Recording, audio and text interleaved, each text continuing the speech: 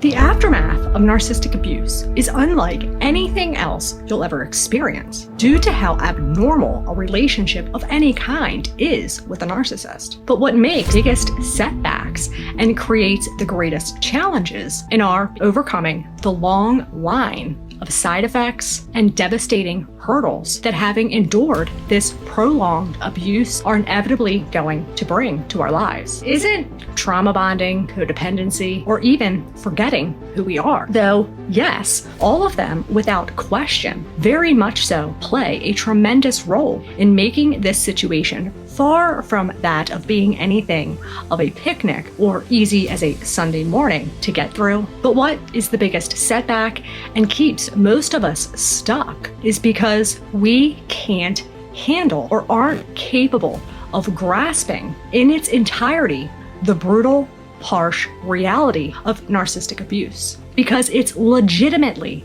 so much to take in combination with how our brains have been altered and have made adaptations within the way that it functions as a result of the trauma. And as such, the vast majority, if not all of us, usually fall into one of two categories. In the degree of what we are able to come to face with radical acceptance, both to which have their pros and are very much tremendous in terms of level of progress towards healing. But they both too, sadly, have barriers and prevent us from healing completely.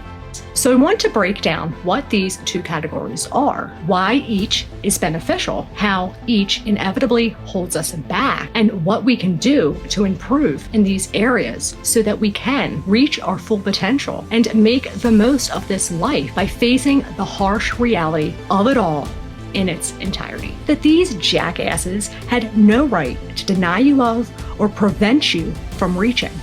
So if you're ready to make their skin crawl as they ponder and wonder how it is that you are still standing, and well, more importantly, want to live the life that you deserve and are undoubtedly worthy of, then keep on watching, because these are the breaks. So let's break it up. I want to briefly sum up what makes this so abnormal from any other type of relationship is due to narcissistic abuse being a slow, systemic breakdown of one over time. Because of this, we don't even realize or notice ourselves deteriorating or how much damage has already been done by the time we finally are able to see that something isn't quite right here. That over time leads to the depletion of our sense of worth, sense of value, confidence, and inevitably lose sight of who we are, to intentionally bring about a state of confusion and create self-doubt, as well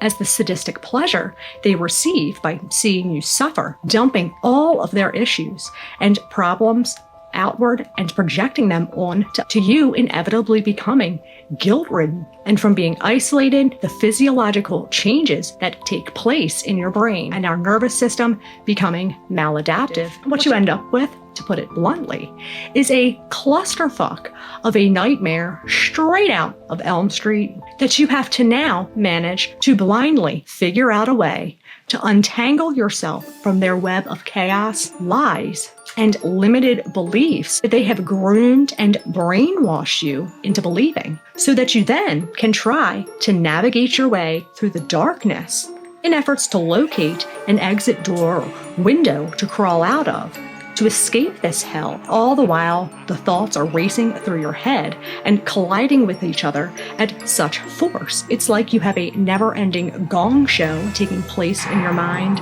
seeming to be multiplying faster than hamsters have babies. So you can't think straight, even in those brief moments that the logical part of your brain isn't completely bypassed by being in survival mode, because you have been isolated for so long, and they have all but convinced you that your family and friends are really out to get you, and that they are in fact your only chance of surviving. And honestly, don't really even know what you're going to do once you find a way out of this hell. So gee, I wonder why on earth this is just possibly too much for anyone to grasp. As such, we either educate ourselves about what these people are truly capable of and the tactics that they use, and through our learning, realize just how truly difficult they can be to spot, even if we understand and are educated about their game and how they roll. And accepting this as ourselves being the reason that we were so easily manipulated as something that has occurred as a result of our being codependent, secondary to unresolved issues from our past. Obviously,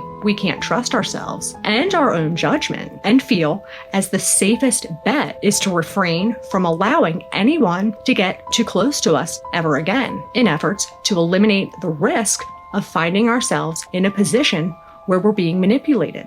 Or we go the other route and begin to start working on ourselves, though this is beneficial to focus on improving areas about you and trying to be cognizant of our tendencies to people please, start doing things to build our confidence, self-esteem, but are so focused on ourselves being the issue that we don't properly educate ourselves on what they're truly capable of, on all of the red flags and how these people work. And we start feeling better and either stop working on ourselves prematurely or confident in ourselves, fail to see that this puts us in the opportunity of being manipulated again. Because the harsh reality is that these people don't just go after codependence. It's not like you have some neon flashing light that's signaling codependent over here to which they swarm to. Narcissists go after anybody that they get their claws into. And being self-aware, building your confidence, and raising your self-esteem, and being able to self-reflect will then allow you to build the trust within yourself and be able to trust your own judgment to the point where you can then again extend this trust outward. Because keeping ourselves isolated is really creating the same situation for ourselves that we just got out of in the absence of the narcissist presence, which doesn't exactly get us anywhere in the terms of healing. Need other humans and forming connections with others to survive is not only accepting what we need to work on in ourselves, but accepting they are not going to change. They're not. They don't think like you. They don't act like you. And trying to humanize their behaviors simply won't work. Try to think of it in the terms of a domesticated kitten versus a feral kitten. Though, to our brain and visual stimuli, they both look like cute, warm, and fuzzy little puffs of fur. But if you go to try to play with that feral kitten in the same way that you would domesticated cat, that little fur ball is going to shred you to pieces because the two do not think the same, just as narcissists do not think like you or I, and they're not going to.